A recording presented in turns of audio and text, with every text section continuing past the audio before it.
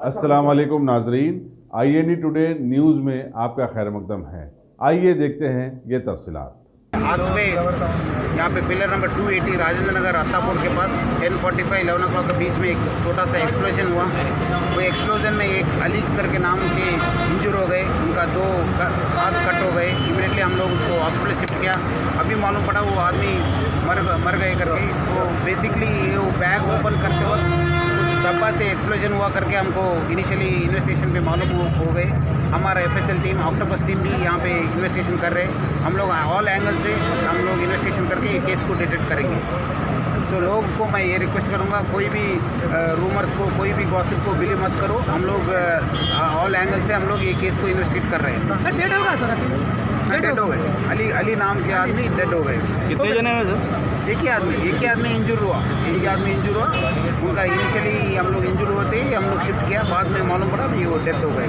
Okay thank you sir 279 280 మధ్యలో సుమారుగా 10:45 సమయంలో ఒక చిన్న బాంబు ఎక్స్ప్లోషన్ జరిగింది అని మనకి ఇన్ఫర్మేషన్ వచ్చింది.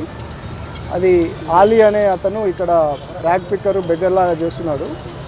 అతను వివిధ ప్రదేశాల నుంచి చెత్త ఏరుకొని వచ్చి ఒక బ్యాగ్లో ఇక్కడ కూర్చొని అది ఓపెన్ చేసే సమయంలో ఈ ఎక్స్ప్లోషన్ జరిగినట్టు తెలుస్తుంది. అయితే అతను అది ఎక్కడి నుంచి తీసుకొచ్చాడు, ఆ కెమికల్ సబ్స్టెన్స్ అనేది మనము చూస్తున్నాము. అతనికి 2 చేతులు కూడా గాయమైనాయి. అతను ఉస్మానియా హాస్పిటల్లో చికిత్స పొందుతున్నాడు.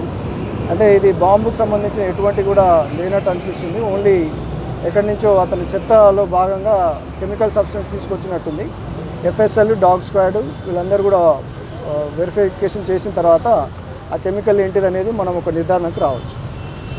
ఇది ప్రజలు ఎటువంటి కూడా భయాందోళనకు చెందాల్సిన అవసరం లేదు. ఇది బాంబు ఎక్స్ప్లోషన్ కాదు, ఏదో కెమికల్ సబ్స్టెన్స్ అతను బెగ్గర్ ఉన్నట్టున్నాడు, అతను ఎక్కడి నుంచో తీసుకొచ్చినట్టున్నాడు. అది ఏం సబ్స్టెన్స్ అనేది వెరిఫై చేస్తున్నాము. ఎటువంటి భయాందోళనకు గురి కావద్దని అందరు కూడా విజ్ఞప్తి చేస్తున్నాం.